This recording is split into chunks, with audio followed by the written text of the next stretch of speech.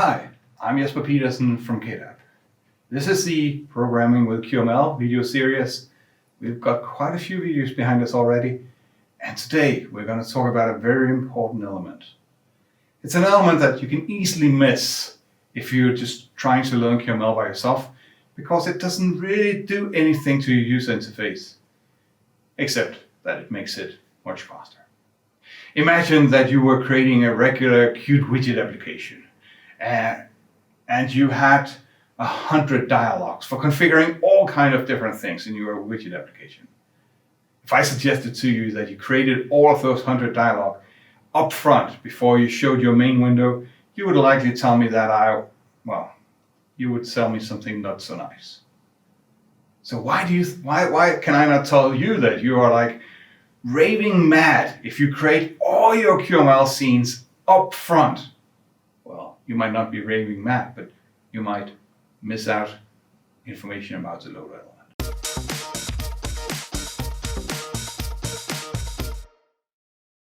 The way the loader element works is that you specify the content to be loaded in, and it will be loaded in whenever it's needed, not up front. So if you had an application that was showing full screen, your application had 10 or 20 different pages, what you likely would do to create that user interface is that you would have them all stacked up on top of each other, and one, of course, be visible at a time.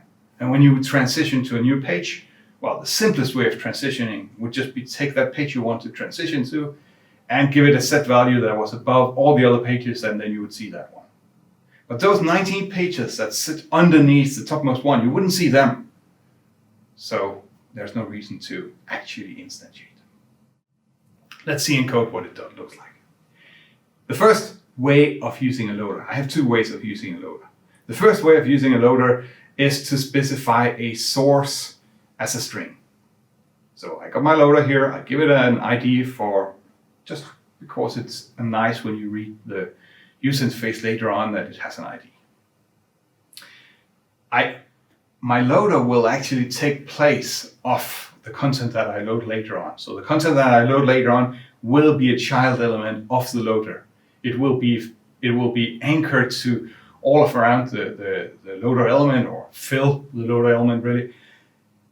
So I need my loader element to go into the layout as anything else. So in this example here, I just fill it to the parent. But the key thing is really line 4 here, source::home screen.qml. That is what makes it load in.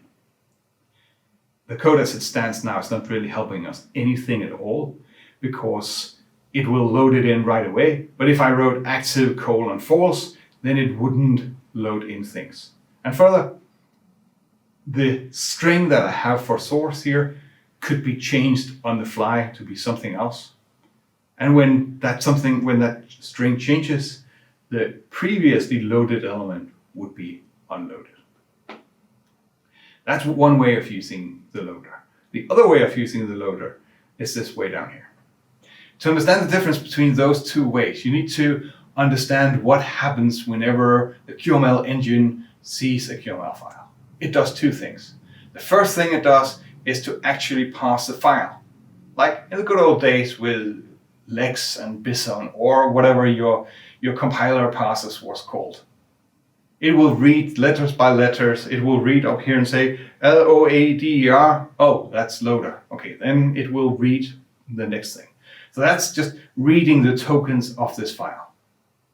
That used to take a while. Today in QML, I think it was somewhere in the 5 series, they now actually caches this information. So the parsing part is much less of a problem today. The second thing is that when it read this structure, then it needs to instantiate the user interface based on this structure. And that's the part where you actually will get a text element in memory. You'll get a rectangle in memory, and so on. Or you'll get an image that is 2000 by 4000 in memory. That's the instantiation part. That's when I go from the component over to the actual element. Down here, in the second way of using our loader, I create a component, and we talked about 4 or 5 videos ago, we talked about that you could create components by specifying or by using the component element. That's exactly what we do here. Component ID : home component, one item. And that one item is, you can think of it as a blueprint. So whenever you actually go to this component and say, I would like you to spit out a real living item, then it will take that blueprint and use it to generate your item. We'll see components together with another element that's called repeater in one of the upcoming videos, and there we'll see that the component will be copied many times. You won't copy it, but you can think of it as a copy machine where you put in the blueprint and out comes a real live component. So this, of course, as it stands now, needs to be parsed. But as I said, that is much less of an issue these days.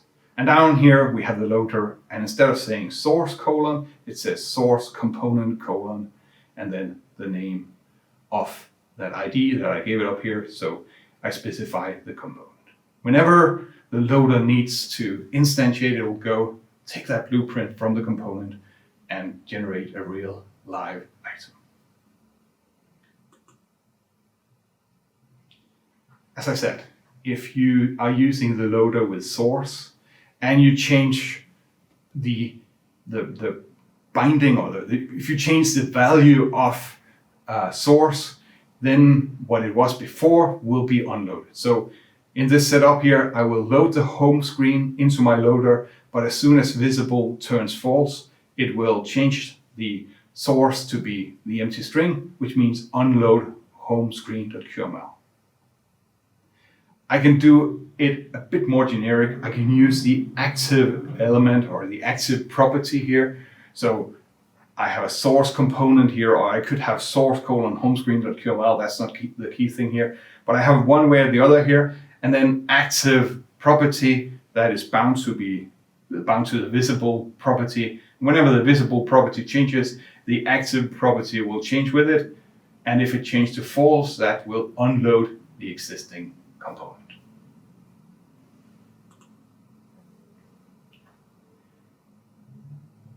Once I've loaded in my element, I might want to do something with it. I might want to update some of its properties. And I can do that. My loader is loading in things asynchronously, and it has a signal called loaded that will go off whenever we're done loading in the element. So I can connect that signal to my signal handler here, unload it, and then item.width equal to whatever. The item is spelled out ITEM. It's not just a generic name that I came up with for this video here. It is literally called item. And that refers to the item that the loader loaded in. And that one has a property that's called width, and I'm updating that property. You've heard me many times throughout this video telling you, please work declarative rather than imperative. Whenever you see that little equal sign, that's an indication that you are on that slippery slope of starting to program imperative in QML.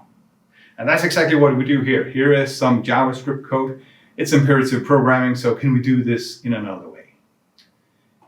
If I am using the loader element where I specify the source, not the source component, but the source, then the way that I need to do it is what we'll see on the next slide. One slide ahead.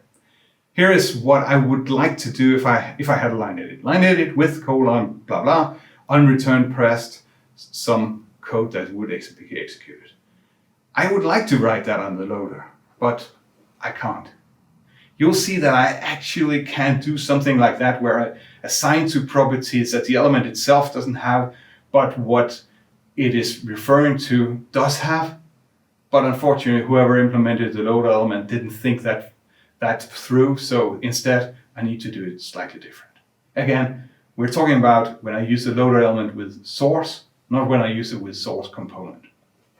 So with source, what I will need to do is I will need to use a binding element. And the way that it works is that I got my loader up here, I give it a name, I say in my binding element, I set up a target property where I specify which item is it, loader.item. That's the loader we have up here. The property is, we're talking about the text property, and I was just about to say I assign, but of course I don't assign. It's a property binding. I make a property binding to the value hello world. What this code really does, and of course you cannot do that in QML, but what it really does is that it says loader.item.text : hello world. That's what this is equivalent to. So that is how I set up a property binding whenever I load an element using a loader and using source : not source component. We'll see that in a few slides. For connections, if I want to create a connection, I want to connect to a signal handler, then it's the same thing. This time it's a connection element, and I say target loader.item again, and then on return pressed. This is the return press signal from the loaded element, so from the loader.item, and then text2.text equal to whatever. Let's see all of this in real code. Let's start running it first. So I got my hello world up here, blah, and you can see it updates the binding down here. And when I press enter, return pressed hello world, blah. Okay. I got a rectangle. It has a given size. I have a loader in there. I load the element from lineedit.qml. Lineedit.qml sits right here. That's our typical line edit we've seen a few times in this video series. I anchor my loader parent left, parent right, top. I got a text that is sitting underneath it. The text is binding plus loader.item ? Loader.item.text. I'll get back to what that means in just a second. And then I anchor that thing too. I got another text that is the text where whenever I press return, so the text that sits right here, and I create this binding from loader.item, the text property should be hello world. That's why it says hello world up in my element here. And I create a connection saying whenever the loader item emits the on return press signal, this code here should be executed. Let's go back and look at this loader.item. The reason why we have this loader.item here, testing for that, is when I start up my loader element, my item haven't been loaded yet. And if it hasn't been loaded, then I got, well, the null pointer or the empty element or whatever you call that. And it, of course, doesn't have a text property. So if I remove this here,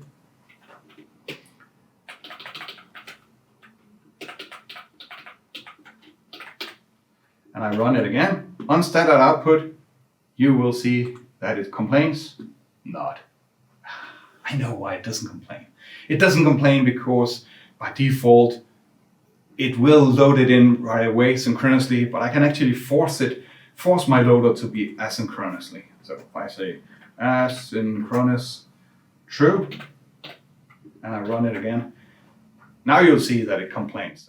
Type error cannot read property text of null, because it loaded in this element,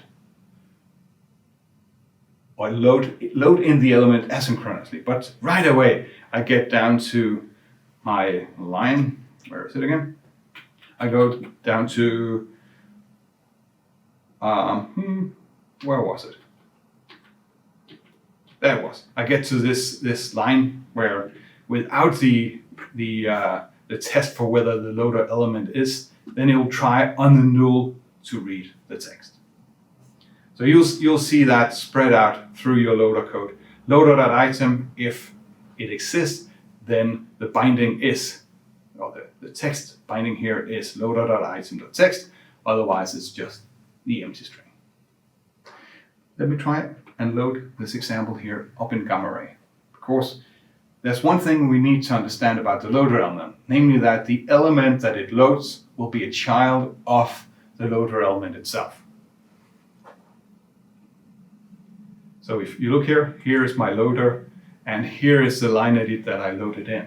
It's a child of that element. And we'll see the true importance of that in a few slides when we talk about the loader not with source, but with source component, because then we have a scope issue to see. But just remember that until then, that the item being loaded in is a child of the loader element.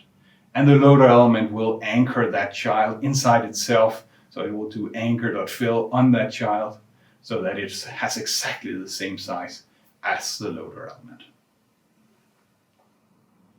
This time, and I said that a few times, that this applies to, so the connection and the binding applies to when you're using the loader with source colon. If you use it with source component colon instead, then you are actually creating the component. Let me just open this in Qt Creator right away so we can see the complete source code for this. I got my rectangle. Let me just run it also. Well, looks exactly like before. I got my rectangle that has a given size, and here I create the component, and the component has one element in there. And let's just go and look what the component documentation look like. It has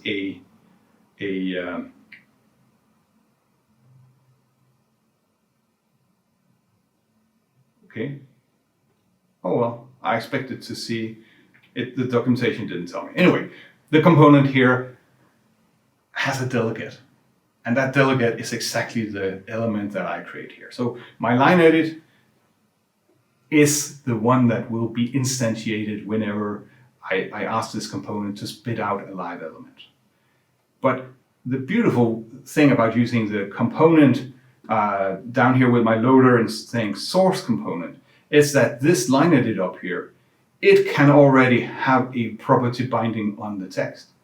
It can already set up my unreturned. So there's no need for the binding element and the connection element when I do it this way. I do prefer in my code to use the component and then the source component element that we have here over the other way. That was not the truth or the situation when we were 5 years ago, because back then the parsing step was expensive. But the Qt company fixed that by caching the parsing. So nowadays this makes it much easier. There's one thing to notice here. Let me just create a new property. Property int foo colon 10. So I got a property here. Let me put it in the component and let me put it in the loader and make it a different value here each time. 20, 30, and then well, let's just make it the text plus foo. And let's run this to see what's happening. Well, first of all, it complains, hey, you cannot declare new properties of your component. Okay, fair enough. This one goes out. But now the question is, what value will foo have in my property binding? It's intuitive to look at the code, say foo, let me see, foo. Yeah, that's a property up here on the element. But really what it is that it's the property that sits here in my loader. And when I run it, you will see that it says 30. That's the 30 we have there, not the 10 up there. And the reason for that, I almost jumped the gun when I showed you gamma ray. The reason for that is that the loaded element will be a child directly under the loader, and it will see the properties in the loader. That completes the section on the loader element. It is not something that comes natural to use the loader element, but trust me, if you have these 20 pages where you can only see one, delaying the loading of the 19 other pages will make your startup so much faster. It of course comes with a price. The price is that when you need that page, then you need to instantiate it. So there's always a trade-off between those two. But I would rather err on, let's optimize the pages being slow at loading up when I actually find that is the case, rather than just load in the whole application, because it's like the frog in the boiling water that gets hotter and hotter. It will never jump out because it's just a bit more warm than it was before. And your application get more and more features added to it. And yes, it's slower today than it was yesterday, but not all that much. And then all of a sudden you get it on an embedded board that is not as powerful as your desktop PC. And then you have to all of a sudden figure out, why is it so slow? And then it's not as trivial to fix as if you just did it on the fly. The next episode in this video series is going to be the last in this module here. I am finally gonna hold up to my promise of explaining the focus scopes to you. So stay tuned for that video. Before you press the next, maybe you should go and subscribe to our channel so that you can be notified whenever new videos comes out. Thank you very much.